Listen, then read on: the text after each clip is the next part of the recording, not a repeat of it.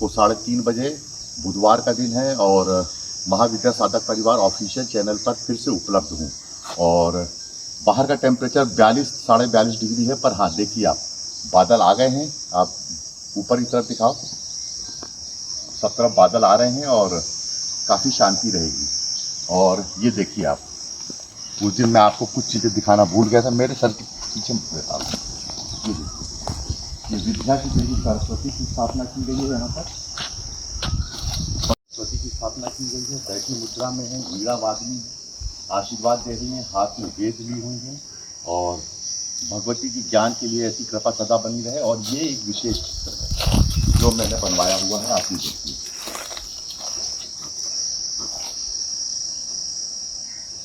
आप पीछे देख रहे हैं और ये नाग कन्या है, दोनों तरफ सिंह बने हुए हैं, बीच में नाग कन्या बने हुए हैं और सीधे सरब मंदिर की तरफ इनका मुंह है और उनको नमस्कार कर रही है।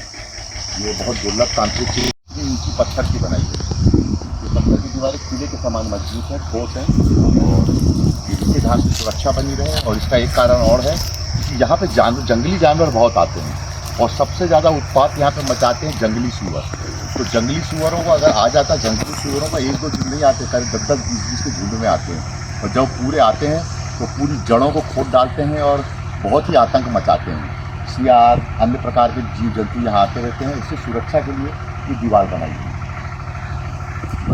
है और इसमें पेड़ लगा दिए गए हैं। पहले से मट्टी नहीं थी, ये बिल्कुल पथरीला इलाका है और मट्टी लगाकर यहाँ पे सारे आम के वृक्ष लगा दिए गए हैं जो थोड़े दिनों में बहुत बड़े हो जाएंगे, अच्छे लगेंगे। और फिर हर चीज़ की यहाँ पे बहुत सोच समझ के काम है। आप क्या आइए यहाँ सुना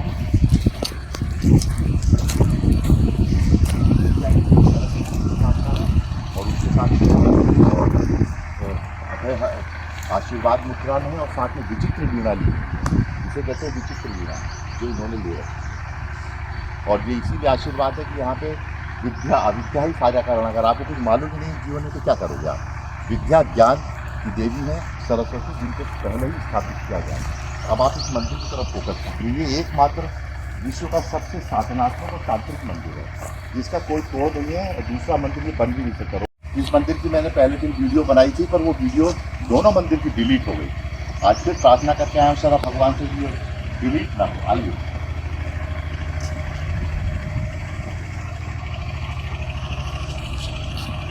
आप मेरी नकल करके मूर्तियों की स्थापना करने में मत लगिए, क्योंकि लोगों की आदत होती है नकल करने की। मैं भी मंदिर बनाऊंगा, मैं भी ऐसा करूंगा, वैसा करूंगा। आप कभी किसी ने, आप खुल के बोल देता हूँ, 99% जो मंदिर बनाए गए हैं, जिन्होंने मंदिर का निर्माण किया, आप उनसे बात करके देखिए। उनके घर में अकाल मौतें हो गई हैं, उनकी खुद की मौत हो गई है, मंदिर का कलश नहीं डल पाया, पूजा नहीं हो पाई है। देवी देवता की स्थापना बहुत कठिन कार्य है और उसमें अगर कोई सोचता है अपने लिए स्वार्थ के लिए अपना कुछ हमको मिल जाएगा उसके लिए स्थापना करें, तो आप ये समझ लीजिए मंदिर पूरा होने से पहले ही आपकी मृत्यु संभव है। इसीलिए मंदिर की स्थापना बहुत और प्राण प्रतिष्ठा बहुत ही कठिन खेल है। जब मैं गुरु जी के मंदिर में इन मंदिरों प्राण प्रतिष्ठा करा था, मेरे साथ ब्राह्मण लोग बैठे थे, बोला आप करेंगे प्राण प्रतिष्ठा, आपको देखना पड़ेगा, हम तो मंत्र पढ़ देंगे। मैंने कहा ठीक है आप करिए, मैं करता हूँ प्राण प्रतिष्ठा। तो उसके साइड इफेक्ट बहुत ज़्यादा हैं, बहुत गंभीर हैं, जीवन पे खतरा बनाता है और क्योंकि उनकी भी परीक्षा होती है। और उसके बाद आप अपने प्राणों से इनको जोड़ते हो, प्राण प्रतिष्ठा करते हो। और मेरा आपसे निवेदन है कि आप इसको देखकर मंदिरों की स्थापना बंद कर दीजिए। मंदिरों की स्थापना एक बहुत खतरनाक पहलू। मैं आपको डरा नहीं रहा हूँ, भयभीत नहीं करा रहा हूँ, अपितु सत्य से परिचित करा रहा हूँ। आप देखिए कितने मंदिर खंडहर पड़े हुए हैं, कितने मंदिरों में पूजा पाठ नहीं होती, कितने मंदिरों को आधे अधूरे रह गए, कहीं कलश नहीं बन पाया तो कहीं कुछ नहीं बन पाया, तो कहीं ध्वज नहीं लग पाया, कुछ न कुछ रह जाता है। मंदिर की स्थापना पूर्ण नहीं हो पाती है। ये सबसे खतरनाक और सबसे विचित्र काम है और इसलिए इसकी स्थापना करने से पहले, किसी भी मंदिर की स्थापना करने से पहले बहुत कुछ सोचना पड़ता है, बहुत कुछ करना पड़ता है और ये मंदिर बन पाया है। और ये मंदिर प्योर रॉक के ऊपर, यहाँ से एक पूरी चट्टान है, तो 3 फीट नीचे ही चट्टान है और चट्टान सॉलिड चट्टान है, उसके ऊपर ये मंदिर बनाया गया। इसलिए मंदिर 5000 साल भी कुछ नहीं होने वाला है। ये शक्तिपीठ है। आइए मंदिर और मंदिर के बाहर लगाया गया। एक्चुअली मंदिर बहुत उग्र है और उग्र मंदिर की स्थापना के लिए बाहर पुत्रक जीवा का पेड़ लगाया गया है कि ताकि इस मंदिर की उग्रता समाप्त हो। और ये सिंह हैं, दोनों शेर हैं, जो दोनों के मुख खुले हुए हैं। आप देखिए ये मंदिर के बाहर बैठे और मंदिर के ऊपर देखिए आप, दोनों जगह गरुड़ भगवान की स्थापना है।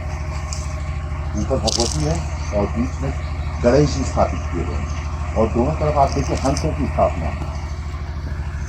और इसकी खिड़कियाँ देखिए आप, इस मंदिर की ये देखिए पूरी, ये पूरा डिज़ाइन मैंने ही किया है। इसकी एक कहानी है बहुत बड़ी। आप कैसे आइए, मंदिर पे जाने से पहले मैं आपको इसकी एक पूरी कहानी बता देता हूँ शरभ मंदिर की, कि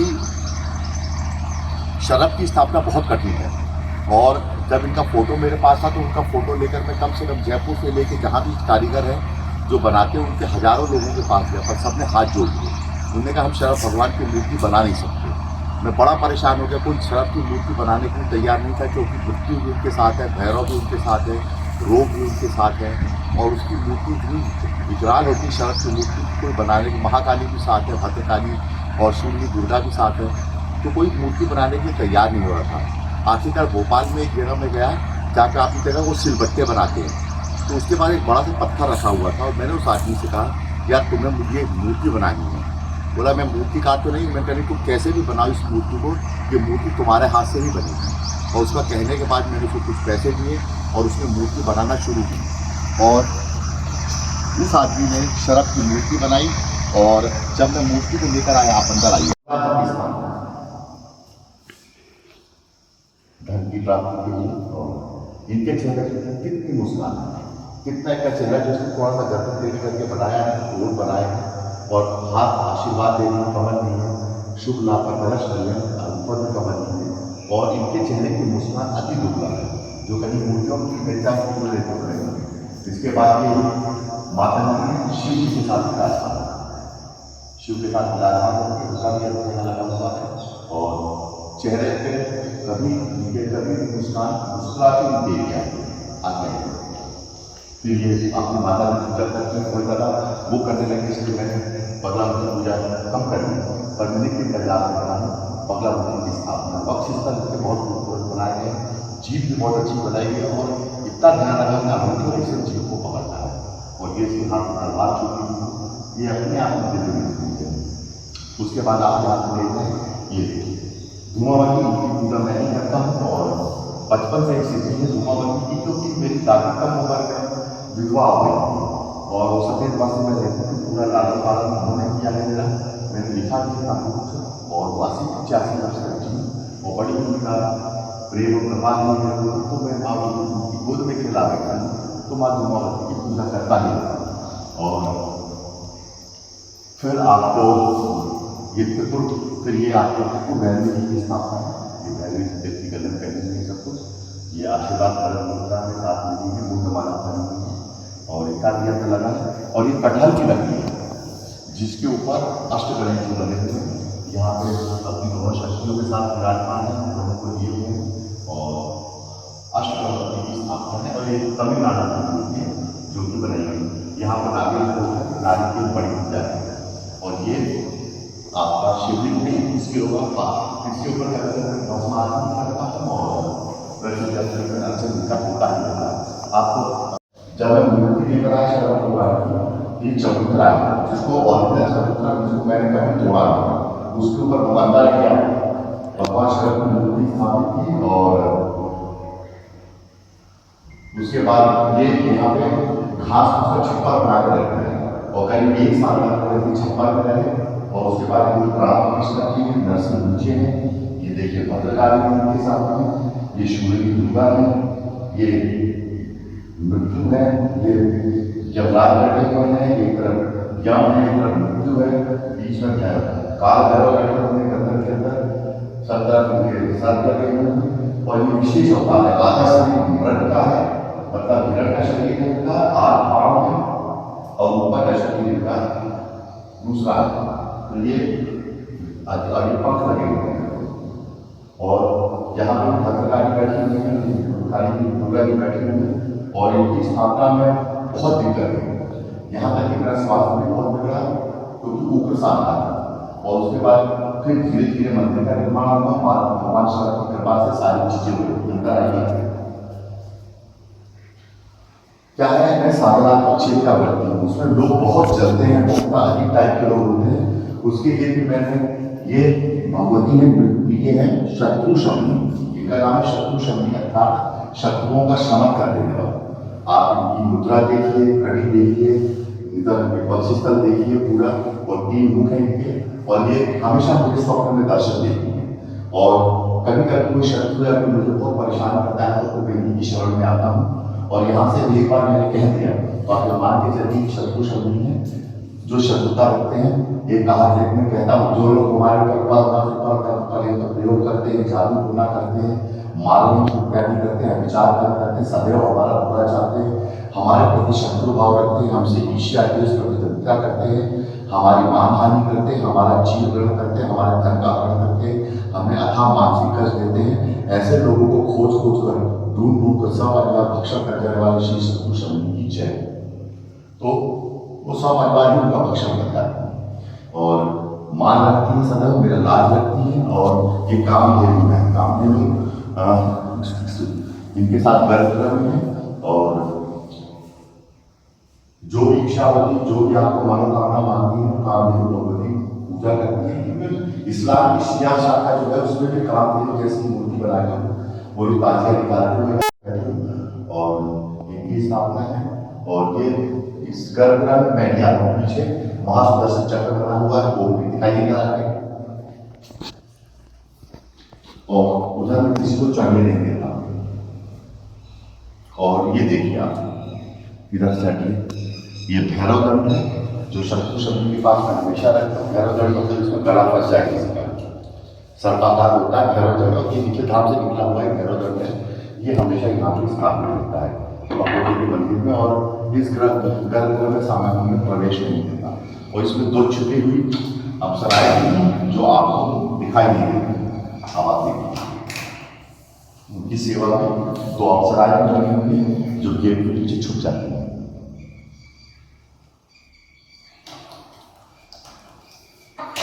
अब आप इनकी आंखों पे कीजिए, इनकी आंखें देखिए ऊपर की तरफ देखती हुई रहती, माथे पे अर्धचंद्रमा है, तीसरा नेत्र है, और भगवान शिव का महारूप है, और इनका मंत्र भी है, ओम नमो भगवते महाशिवाय पक्षीराजाय सर्वेश्वराय विष्णु शताय सर्वविघ्नान नाशे नाशे अनुफट स्वाहा।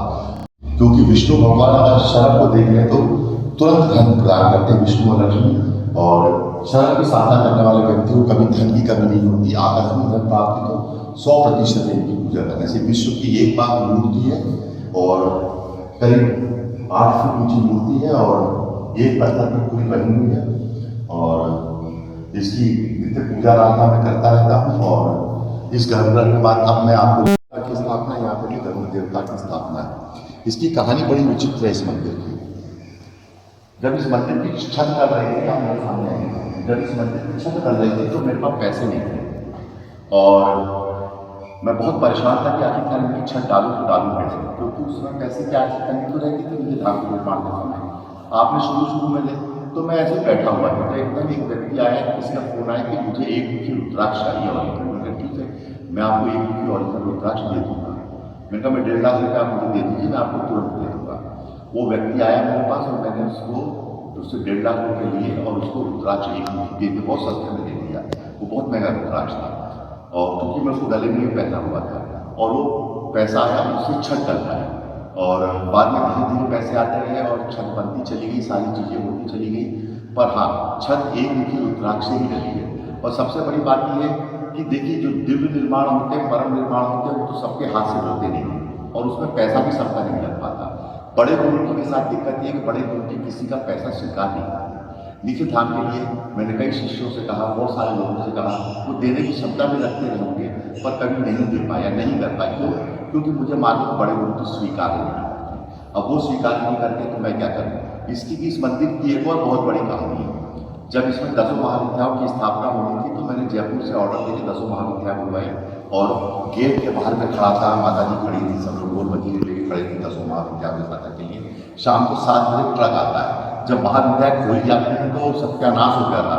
जो मूर्तियाँ, जो कल्पना मैंने की थी, उसके बिल्कुल विपरीत ऊट पटांग मूर्तियाँ बना के थी। मैंने उसी समय ट्रक को वापस भेज दिया, और मूर्तियाँ लेने से मना कर दिया। मैं भी बहुत दुखी था, माता जी भी बहुत दुखी थी। उसके बाद फिर मेरा एक शिष्य था, उसने मेरी दिल्ली में व्यक्ति से पहचान कराई, जो कार्टून बनाता था, जैसे चाचा चौधरी हो या और भी चीज़ें हो। वो बहुत अच्छा कार्टूनिस्ट था, हाँ पेंसिल से चित्र बना देता था।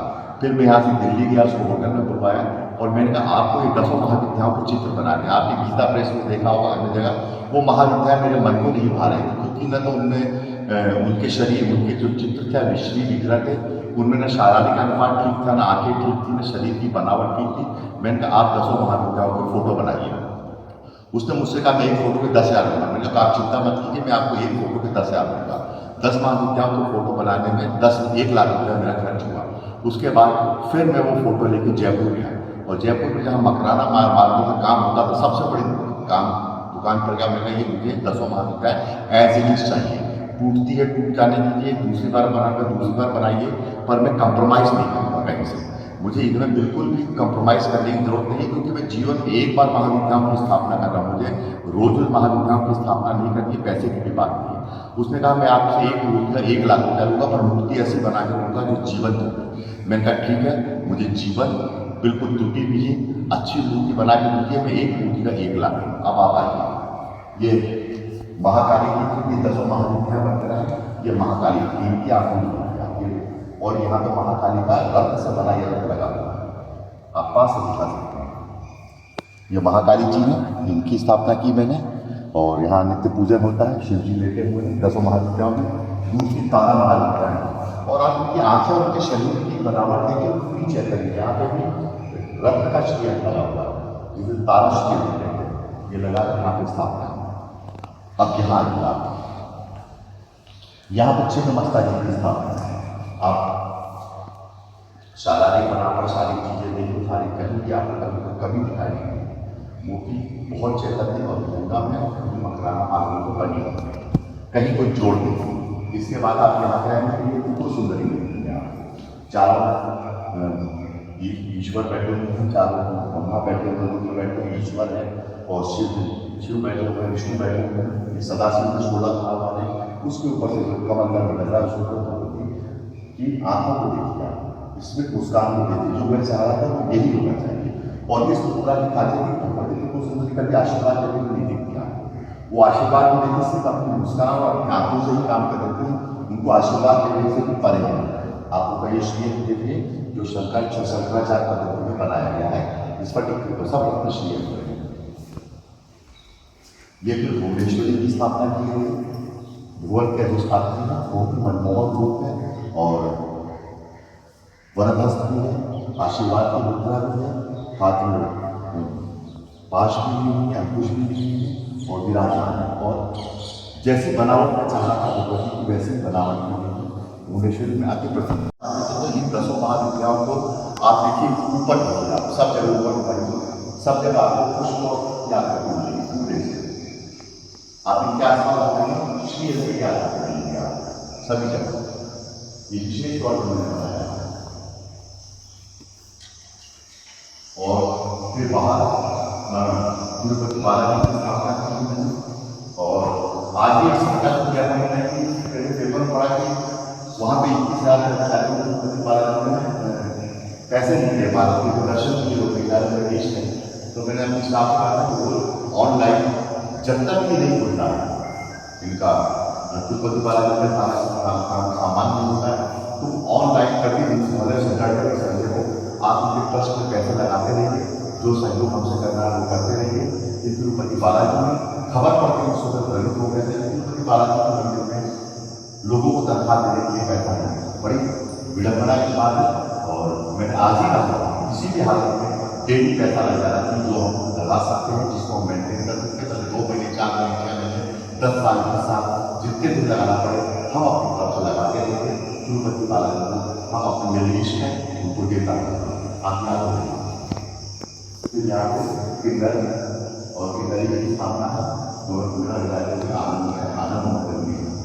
और आप ये मत समझ लेना कि मूर्तियाँ बहुत से लोगों ने मूर्तियों को बंद कर दी है, लोग स्पर्श करेंगे, ये करेंगे, वो करेंगे, स्पर्श तो मैं करने नहीं देता, इस मंदिर को याद नहीं देता।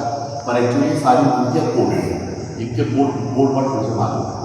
जब तक मैं कोड वर्ड नहीं पढ़ूंगा ये पूजा ग्रहण नहीं करेंगे। और जब मैं विशेष पूजा करने किसी दिन आता हूँ या कुछ करने आता हूँ, तो कोड वर्ड जो मुझे मालूम होते हैं वो कोड वर्ड के साथ मैं इनको खोलता हूँ और उसके बाद मैं इनकी पूजा संपन्न करता हूँ। तो मूर्तियाँ कोडेड है, मेरे मरने के बाद किसी को वो कोड दूंगा या नहीं दूंगा ये मेरे ऊपर निर्भर करता है, कोई योग्य है अयोग्य है। 10 महाविद्याओं की स्थापना एक अलग चीज़ है और उनको कोडेड कर देना एक अलग बात है। इसमें पूरी सावधानी बरतनी गई है। एक्चुअली जैसे आप इसरो को देखते हैं वहाँ से हवाई जहाज लॉन्च होते हैं, ये एक लॉन्चिंग पैड है, स्पिरिचुअल लॉन्चिंग पैड है। यहाँ से बहुत कुछ लॉन्च करता हो सकता है और मैं करता भी रहता हूँ। पर हर किसी को यहाँ पे आप सोचो कि कुछ करने की अनुमति दे दूँ, ऐसा नहीं है। क्योंकि यहाँ पे गेट कितना ऊंचा बनाया गया है, सामने दरवाजे बनाए गए और दोनों तरफ तारा महाविद्याएं हैं। तारा महाविद्याओं का छोटा रूप है जो नमस्कार की मुद्रा में वहाँ पे विराजमान है छोटे छोटे मंदिरों के अंदर। और ये अपने आप में विशेष ऊपर 1 2 3 5 कलश लगाए गए हैं, 2 इधर और बीच में 5 कलश और नीचे 6 कलश की स्थापना है इसमें।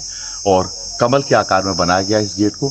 ये पूरा पत्थरों का बना हुआ है, यहाँ पे पत्थर बहुत कठिन होते हैं इसलिए इसके ऊपर बनाया गया था। यहाँ पे पहला निर्माण हुआ था जब माता जी आती थी, कहती थी मुझे कुछ बैठने की जगह दो, तो फिर यहाँ पे मैंने एस्बेस्टस की शीट लगा के और अपना सिम्बो से ईंटों से बना के काफ़ी बड़ा स्थान बना दिया था। यहाँ लंबा तक बना हुआ था और उसमें बैठ के वो शिष्यों से मिलती थी, सारी चीज़ें करती थी। और ये आगे का इलाका है, यहाँ पे बहुत बड़ा गड्ढा था, करीब 30 फीट का गड्ढा था जिसको मट्टी से पाट के बाद में ये गणेश मंदिर बना है। और यहाँ से धारा, तेज धारा बहती थी, बहुत तेज धारा पानी की बहती थी, जो मैंने अब रोकती इसके स्थान पर बनाया है। और आप ये प्रभु श्री राम की सीता जी राम जी विराजमान हैं, तीनों चारों भाई विराजमान हैं, हनुमान जी विराजमान है, राम दरबार एक तरह से लगा हुआ है। ये बहुत सुंदर पेंटिंग है। इसके बाद एक पेंटिंग आप यहाँ पे देखिए, ये पेंटिंग आपको जरूर देखनी चाहिए, ये कहीं देखने को आपको मिलेगी। आपने राम दरबार तो देखा है, पर राम दरबार के बाद एक होता है हनुमान दरबार। ये हनुमान जी का दरबार जिसमें हनुमान जी बैठे हुए हैं। और ये आप देखिए यहाँ पे ये अपने विभीषण हैं और ये भी बैठे हैं साथ में। ये सब सारे हनुमान जी का दरबार, ऊपर से आशीर्वाद दे रही हनुमान दरबार है। ठीक है, नीचे वानरगण और सब श्रेष्ठ वानरगण जो है वो यहाँ पे स्थापित हैं।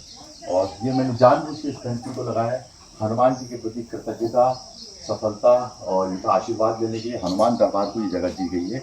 और यहाँ पे फिर विराट स्वरूप है भगवान का, जो गीता के समय हुआ था।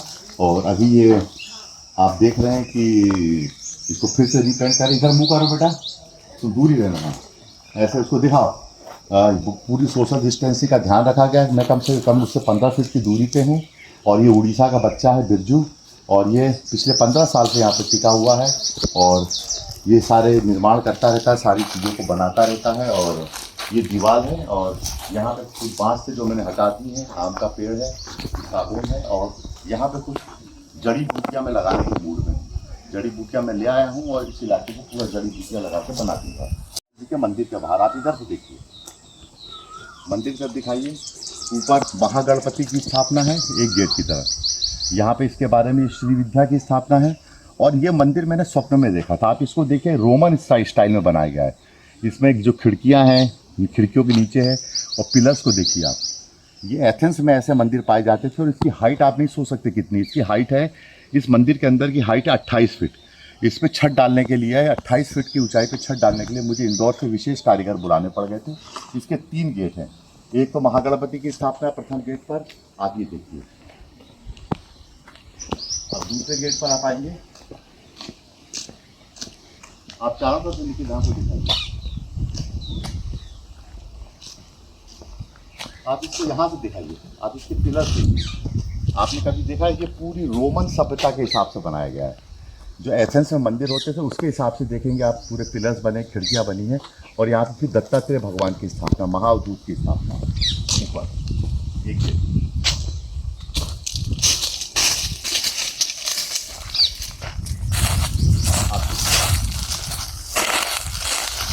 मंदिर अपने आप में बहुत बड़ा और बहुत विशाल है, विराट है। और ऊपर देखेंगे तो आप दत्तात्रेय जी की स्थापना करेंगे। और तीसरी तरफ आप जाएंगे तो तीसरे शक्ति उपासकों के लिए, शाक्त उपासकों के लिए दूसरी बनाई। अब आप ये देखिए, पूरी रोमन शैली में इसके पूरे भी बने हुए पिलर्स। आपने कभी इसको देखा नहीं होगा कि एथेंस में जो ग्रीक टेम्पल्स होते थे उनको ऐसा ही बनाया जाता था और उसी ग्रीक टेम्पल को ये मैंने स्वप्न में देखी हुई चीज़ें, उसके हिसाब से मंदिर का निर्माण किया, 3 गेट बनाए गए। सुगंधित पुष्प लगाए गए, कहीं चंपा लगाई गई है, रात राजा रात रानी, और यहाँ पे हमेशा खुशबू आती रहती है। गुरु जी के चारों तरफ खुशबूदार पेड़ लगाए गए हैं, कई जगह मैंने केवड़े भी लगा दिए ताकि उसकी खुशबू आती रहे। खुशबूदार पेड़ हैं। आप इधर आइए, आप इसके बारे में लोग मुझसे बहुत प्रश्न करते हैं क्योंकि किसी मंदिर में ये स्थिति देखने को नहीं मिलती है। हाथी है, हाथी के ऊपर शेर है। अब ये कहते हैं क्या है, इनका जो पंचदशाक्षरी मंत्र है वो है क ए ईला रीम ह सा कहल रीम सकल रीम। इसका मतलब है, हे शिव, मैं जीव हूँ और आप शिव हैं, मुझ में और आप में कोई फर्क नहीं है। बस फर्क इतना है कि मुझे ये नहीं मालूम कि मैं शिव हूँ क्योंकि मैं माया से ग्रसित हूँ। तो हाथी यहाँ पे माया का प्रतीक है। आप अपने जीवन में, इधर आओ, पास आओ थोड़ा, अपने जीवन में बहुत सारी चीज़ों के कारण, संबंधों के कारण, इसके उसके कारण, दुनिया भर कारण आप अपने आप हाथी के समान विराट कर लेते हैं, एक मैट्रिक्स हो जाता है। और शेर हाथी के ऊपर अटैक कर रहा है। ये थोड़ी गुरु की सिचुएशन है, प्रचंड सिचुएशन है। जब गुरु आपको पैसे के मोह से मुक्त करता है, स्त्री के मोह से मुक्त करता है, आपको दुनिया भर की लालसाओं से मुक्त करता है, तो आपको बहुत कष्ट होता है, आप बहुत रोते हैं कि ऐसा हो गया, वैसा हो गया, ये हो गया। पर जब तक ये हाथी हैं, आप हाथी के ऊपर, हाथी के अंदर जो जब तक सिंह अटैक नहीं करे, ऊपर नहीं चढ़ेगा, तब तक इस हाथी को ये नहीं मालूम चलेगा कि वो भी शिव है। वो अपने हाथी और विराट होने के चक्कर में ही लगा रहेगा।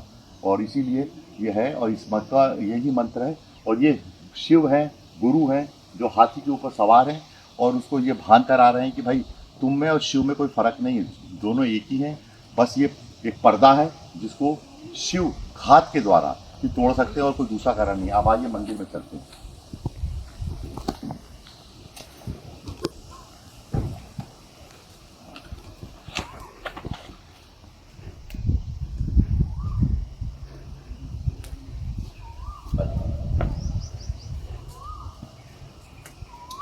अब आप यहाँ पे देखिए, महाविद्याओं के बारे में तो आपने सुना है, पर पराविद्याएं क्या होती है उसमें मैंने कोई अंक भी नहीं निकाला है और मैं अभी निकालने की मूड भी नहीं। ये पराविद्याओं की पराकाष्ठा है। हाथ में ग्रंथ है, गुप्त ज्ञान, तंत्र का ज्ञान, मंत्र का ज्ञान, सिद्धि साधना समाधि का ज्ञान, इन्हीं पराविद्याओं से होता है। आगे ये भी पराविद्या का एक स्वरूप। यहाँ पे भी बीड़ा नहीं और गायन है, इनके हाथों में अस्त्र शस्त्र नहीं, ये सब पराविद्या है, ज्ञान की विद्या। अब ये सब पराविद्या है। यहाँ देखिए, ये भी पराविद्या है। इनके चेहरे पे देखिए और इनके हाथ में, एक हाथ में ओम है। ध्यान, समाधि, प्राणायाम, आप दुनिया भर की बातें करते हैं, पर ये पराविद्या के पास से प्राप्त होता है। यहाँ पे पूरा सतगुरु स्वामी कृष्ण मंत्र के साथ कमल भी हुए बराबर। अब आप मधु विद्या को कह लीजिए, पर विद्या को कह लीजिए, भैरव सिद्धि कह लीजिए, ये पराविद्याओं का खेल है। इन पराविद्याओं के अभाव में आपको कुछ भी सिद्ध होने वाला नहीं है। ये पराविद्या, ये एकमात्र मंदिर है जहाँ पर पराविद्याओं की स्थापना है। लोग आपको आते हैं पर आपको कुछ मालूम जाता नहीं है कौन सी कहूँ। मैं नाम भी इनके आपको नहीं बता दूँ, क्यों बताऊँ नाम आपको? इनका पूजन है, आवरण पूजन, स्थापना और कैसा है, ये भी पराविद्या है। ये महाविद्याओं से ऊपर की, ये देखिए पूरा पराविद्या,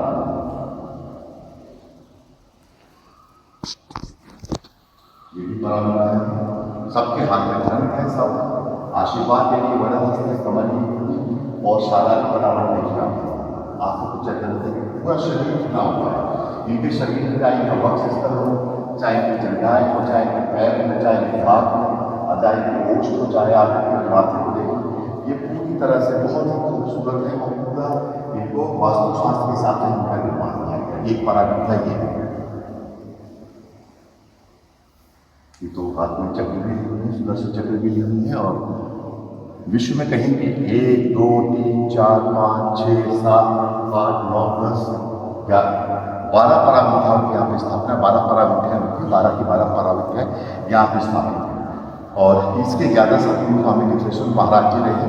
और ये पराविद्या ही किसी को चमत्कारी रूप से महामानव बना सकती है। अगर किसी को उड़ने का ज्ञान प्राप्त हो जाए, किसी को उड़न सिद्धि प्राप्त हो जाए, अदृश्य होने की सिद्धि प्राप्त हो जाए, सारी सिद्धियाँ, सारी बातें, और वो सब चीज़ें किसी को प्राप्त हो जाए तो बहुत कुछ कर सकते। किसी को अमरता की सिद्धि प्राप्त हो जाए, किसी को शरीर परिवर्तन करने की सिद्धि प्राप्त हो जाए तो हो सकती है, उसमें कोई दिक्कत की बात नहीं है। ये पराविद्याओं के माध्यम से होगी, पर इसको आत्मभाव की साधना सिद्धि विज्ञान की क्षमता नहीं है। और ये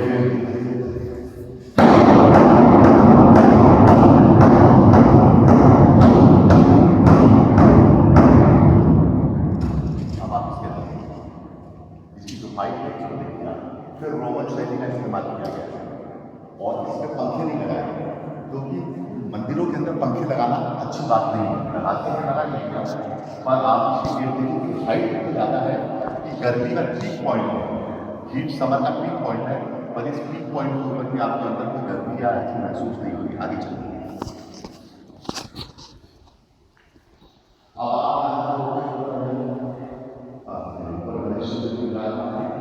और सब देवता है और त्रिशूल है, डमरू है, नंदी है और ये कुंडलनी शक्ति है गेट के ऊपर, और दोनों तरफ नृत्य करते हुए भक्तगण है, साधकगण है, सिंह और उसके आप देखिए खुशी में लाली को हो गए, हंसती हुई भी लगे।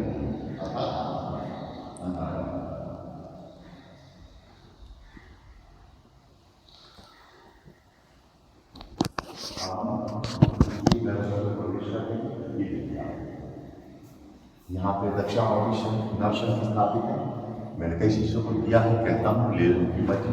यहाँ पे गदा स्थापित है, यहाँ पे महापति स्थापित है और यहाँ पे चक्र स्थापित है और सदगुरु जी का श्री विग्रह है और अभी माता की पूजा करते हैं।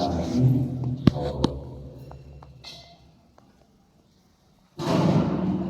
ये शंकर है, इससे कर मैं ऐसा करता हूँ अभिषेक और कछुआ रखा हुआ है और ये यंत्र है और ये महारुद्र है, महारुद्र की स्थापना है। और कभी कभी मूर्तियों में ना उनकी प्राण प्रतिष्ठा में क्या दिक्कत है, क्या करना है,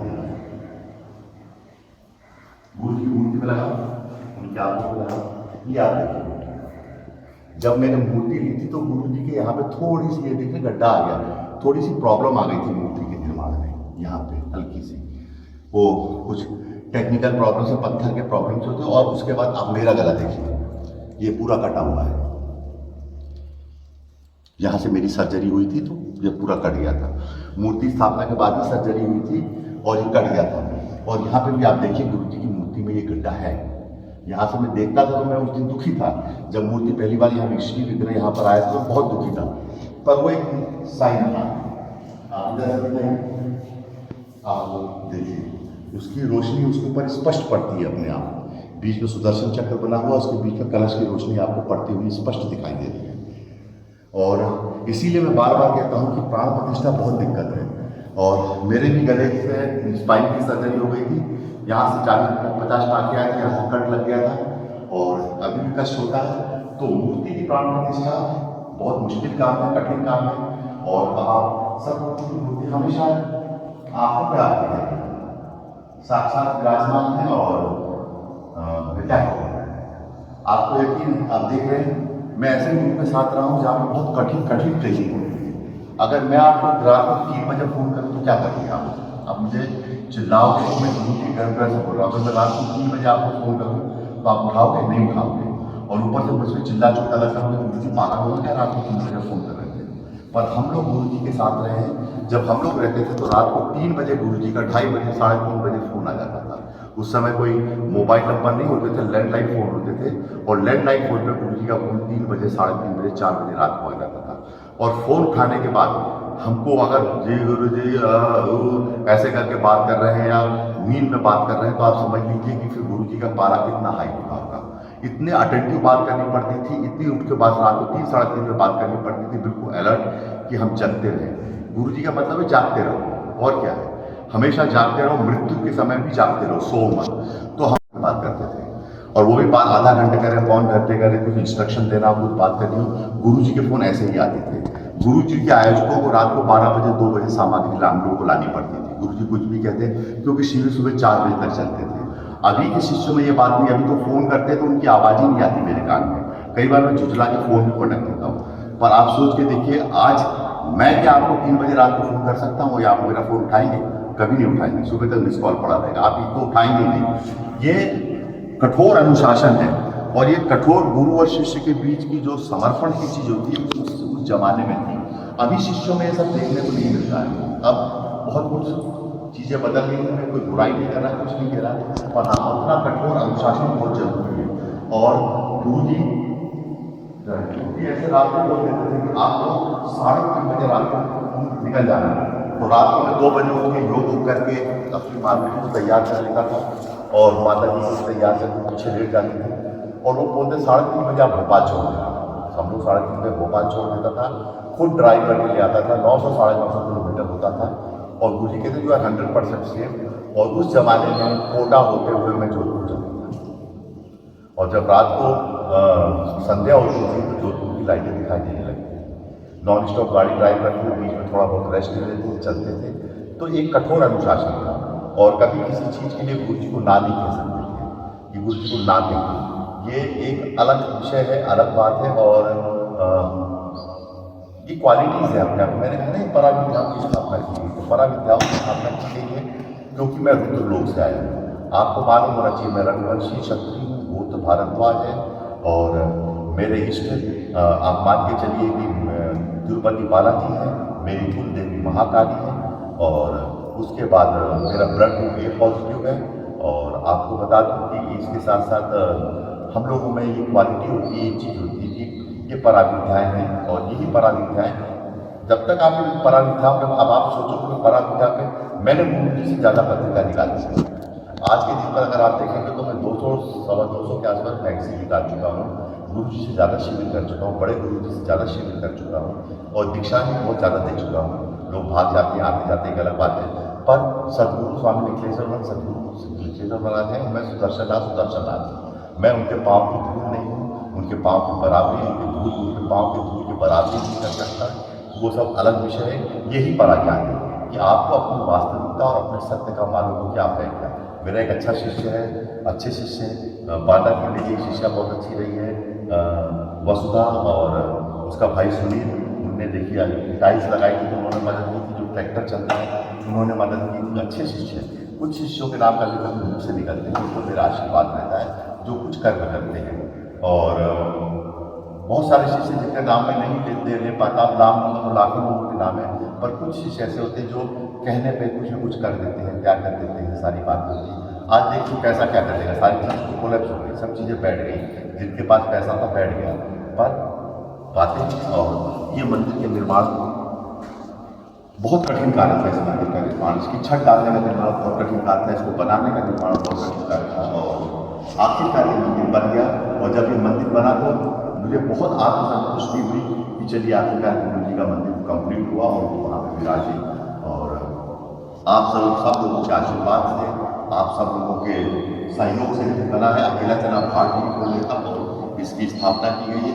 हाँ, पर मैं अब चाहता हूँ गुरु से एक प्रार्थना करता हूँ कि मेरे पास परिपक्व और अच्छे लोग आए। ये बहुत बड़ी कमी है कि मेरे पास परिपक्व और अच्छे लोग नहीं आ पा रहे। परिपक्व और अच्छे लोग गुरु जी भेजेंगे समय और काल के अनुसार जो अच्छे हों। और कुछ लोग ऐसे आते हैं एक दो शिविर कर लेते हैं, वो अपने आप को भगवान समझते हैं। उनकी सोच है, उनकी मर्जी है। पर ये आने वाले काल में ये स्थान अपने आप में विहंगम रहेगा और बहुत प्रसिद्ध होगा। और पता नहीं आने वाले शिष्य इसमें सोना मरेंगे क्या मरेंगे, ये कई हजार वर्षों की निर्माण प्रक्रिया है।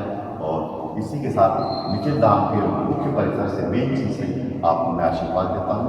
और गुरु जी के बारे में मैंने आपको बहुत सारी बातें बताई थी, ऐसे गुरु होते हैं इतने कठिन मेरे तो मैंने गुरु जी के साथ बहुत पल बिताए हैं, बहुत क्षण बिताए हैं, बहुत सारी चीज़ें देखी हैं, बहुत सारी चीज़ें उन्होंने हमेशा समय समय पर सिखाई हैं और आज भी सिखाते रहते हैं। आज भी स्वप्नों में आते रहते हैं, नियंत्रण करते रहते हैं और कभी स्थिति बिगड़ती भी है तो नियंत्रण भी कर लेते हैं। हाँ, पर लगे रहना पड़ता है गुरु जी के साथ। और ये एक सपना साकार हुआ। इसका कारण है जब गुरु जी भोपाल में आते थे, इतने बड़े गुरु थे तो उनका कोई स्थान नहीं था। मुझे हर बार कभी दशहरा मैदान बुक करने जाना पड़ता था, कहीं कहीं जाना पड़ता था।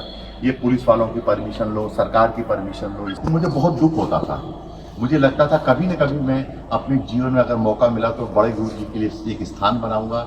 इतने बड़े गुरु हैं जिनके करोड़ों शिष्य, उनका कोई मंदिर नहीं है, कोई विहंगम स्थली नहीं है, कुछ स्थान नहीं है उनके लिए जहाँ शिष्य आके सुकून से बैठ सके, शिविर हो सके, भजन गा सके, किसी की परमिशन या किसी के हाथ पांव जोड़ने की जरूरत नहीं है। और ये बहुत कठोर मेरे अंदर की सोच थी और उसी सोच के साथ ये निखिल धाम बना है। सभी शिष्य आते हैं, सभी का स्वागत है यहाँ पे। आप सबको मेरा बहुत आशीर्वाद है। और अब यहाँ से आप ये दिखा दीजिए। और इसका तीसरा गेट है, तीसरे गेट का फोटो भी दिखा दो, वहाँ से जाके ले लो, नीचे उतर के चले आओ, तीसरे गेट का फोटो ले लो।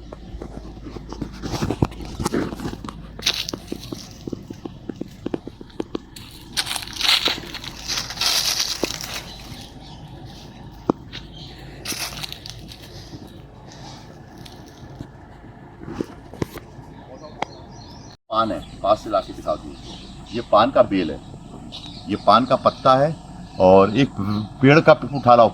आप ये देख रहे हैं ना। अब आपको मैं बताता हूँ, ये मेरे पास आया, इतना छोटा सा है। जब आप मेरे पास आते हैं तो बस इतने छोटे से होते हैं, इतनी सी बुद्धि होती, इतना सा दिमाग होता है, उसके अंदर आप इतने से उगे हुए होते हैं और कुछ नहीं होता है। इतने से में उगे होते हैं। यही इतनी सी मट्टी होती है, ले आओ उसको। इतनी सी मट्टी होती है, इसी में आपकी सारी सोच होती है, इसी में आपका सारा चिंतन होता है। ऐसे होते हैं आप मेरे पास आते हैं तो आप ये देखिए, अधिकांशतः शिष्य ऐसे, और इससे ज़्यादा बढ़ना भी नहीं चाहते। वो चाहते हैं हम जीवन भर ऐसे बने रहें। पर मैं क्या करता हूँ आप बता रहा हूँ आपको। जिसको फाड़ दो, सब आप रहने दो। अब आप मेरे पास आए, ऐसे आए। अब मैंने क्या किया, इसको फाड़ दिया। आपको चाहे कोई लड़का लड़की बच्चे आते हैं मेरे पास आते हैं, वो इतने गधे होते हैं, बिल्कुल एक छोटे से पॉलीथीन के लगे अंदर पतली सी डगाली और 2 पत्ते, बस उनकी यही औकात होती है, इससे ज़्यादा कोई औकात नहीं होती है। मैं इसको फाड़ देता हूँ, देख दिया मैंने। अब वो चिल्लाओ कुछ भी कहो, इसको लगा। अब इसको मैं क्या करूँगा कि इसको मैं ज़मीन में गाड़ दूंगा। ये मैंने गाड़ दिया, हो गया काम। अब बाद में चल के जब ये ज़मीन में अंदर चला गया तो अब ये पेड़ विराट होगा। अभी आप देख रहे हैं इतना सा मेरे यहाँ तक है, बाद में ये मेरे से 50 फुट 20 फुट ऊपर जाएगा। इसमें पत्ते फैलेंगे, इसमें फल लगेंगे, इसमें फूल लगेंगे, इसको इतनी जमीन मिलेगी और ये मुक्त हो गया। इसकी मुक्ति हो गई, ये क्रिया हो गई। यही क्रिया है, और क्या क्रिया है? यही गुरु जी का क्रिया ही हो गए, गुरु जी कर्म हो गए। आप ऐसे गधे आते हो मेरे पास, ये छोटे छोटे जो आप पेड़ देखते हो जो सारे लगे ऐसे ही आते हैं। पर हाँ, पन्नी फाड़ने में कोई तकलीफ हुई, 1-2 पत्ती और इतना सा पेड़, आपका एक घर, आपके 1-2 बच्चे और एक पतली सी डगाल, आप इसमें बहुत से रहते हो, खुश से रहते हो, आप इससे ज़्यादा पढ़ने नहीं चाहते जिंदगी में। पर मैंने फाड़ दिया, उस पन्नी को फाड़ दिया और इसको जमीन के अंदर गाड़ दिया। और जमीन के अंदर गाड़ देने का अभी विराट पेड़ बन जाए। इसको मैंने भूमि प्रदान कर दी। इसे कहते हैं उद्धार करना। पानी हाथ दिलाओ बेटा। इसमें कष्ट होता है। अब इसको बड़ा होगा तो इसको समझ में आएगा इसने कितनी जगह ली, भूमि ली, ऐसा पेड़ बन जाएगा। ये आप देखो इसके बड़े ये ऐसा पेड़ बन जाएगा। अभी इसका मरा सा है। तो इसी में ये जो क्रिया गुरु ने की है, यही उद्धार की क्रिया है, यही मुक्ति की क्रिया है, यही कुंडली जागरण की क्रिया है और यही शिष्य को विराट स्वरूप प्रदान करने की क्रिया है। अगर मैं ये नहीं करूँगा तो आप इसी में मर जाओगे बस। और मेरे पास जो नहीं आएगा वो ऐसे ही रहेगा, इसी पेड़ के समान। क्यों? क्योंकि यहाँ ये क्रिया की गई है मेरे द्वारा कि ये सब खोल के इसको निकाल के बाहर लगा दिया गया, बड़ा हुआ है, इनमें फल लगने थे, उनको बड़ा किया गया है। आज के लिए इतना ही काफ़ी है। मेरा बहुत बहुत आशीर्वाद है आपको। और अंत में मैंने आपको इस क्रिया भी दिखा दी कि ऐसी क्रिया वास्तव में होनी चाहिए। इससे ज़्यादा मैं कुछ नहीं कहना चाहता। बहुत आशीर्वाद।